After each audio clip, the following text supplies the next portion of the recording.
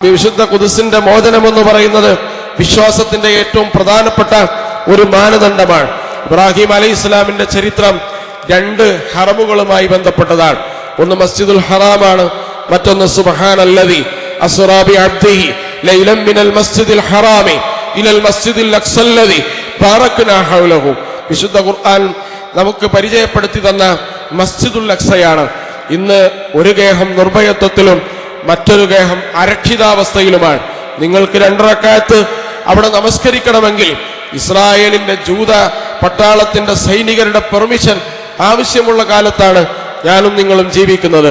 എന്ന് പറഞ്ഞാൽ ഹദ്റത്ത് ഇബ്രാഹിം അലൈഹിസ്സലാം നിർഭയത്വത്തിനു വേണ്ടി ലോകത്ത് പ്രാർത്ഥിക്കുകയും പ്രവർത്തിക്കുകയും ചെയ്ത ഇബ്രാഹിമി മില്ലത്തിന്റെ അടയാളങ്ങൾ ഉറങ്ങിക്കിടക്കുന്ന ഹദ്റത്ത് ഇബ്രാഹിം അലൈഹിസ്സലാമിന്റെയും അവിടുത്തെ സന്താന പരമ്പരകളുടെയും പ്രബോധന കേന്ദ്രമായ പരിശുദ്ധ ഖുദ്സ് ഇന്ന് ജൂത സൈനിസ്റ്റുകളുടെ കയ്യിലാണ്.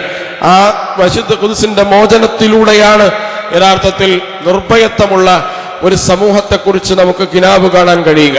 വിശുദ്ധ ഖുദ്സിന് വേണ്ടി നടത്തുന്ന എല്ലാ പോരാട്ടത്തെയും പിന്തുണക്കൽ മില്ലത്ത് ഇബ്രാഹിമിന്റെ ഏറ്റവും പ്രധാനപ്പെട്ട ഒരു ഘടകമാണ്.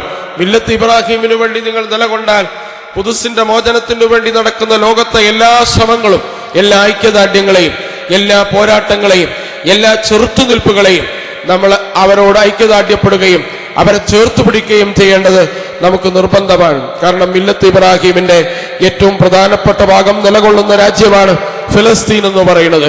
ദൗർഭാഗ്യവശാൽ ഖുദ്സിന്റെ നിർഭയത്വവും ഫലസ്തീന്റെ നിർഭയത്വവും ഹനിക്കപ്പെട്ട സമയത്താണ് നമ്മൾ ജീവിച്ചുകൊണ്ടിരിക്കുന്നത്.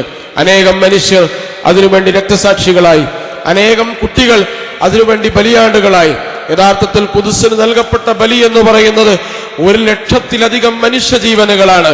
ആ മനുഷ്യജീവനുകൾ സാക്ഷി വിശുദ്ധ ഖുദ്സിൽ നിർഭയമായി ഈ ഉമ്മത്ത് സുജൂദ് ചെയ്യുന്ന കാലം വിദൂരമല്ല. പക്ഷെ അതിനുവേണ്ടിയുള്ള പരിശ്രമവും പ്രാർത്ഥനയും നമ്മൾ നിർവഹിക്കേണ്ടത് മില്ലത്ത് ഇബ്രാഹിമിന്റെ സ്മരണകൾ അയവിറക്കുന്ന ഈ പെരുന്നാൾ ആഘോഷങ്ങളുടെ ഭാഗമായി അവരോട് കൂടെ ചേർന്ന് നിൽക്കേണ്ടത് നമ്മുടെ ബാധ്യതയാണ്.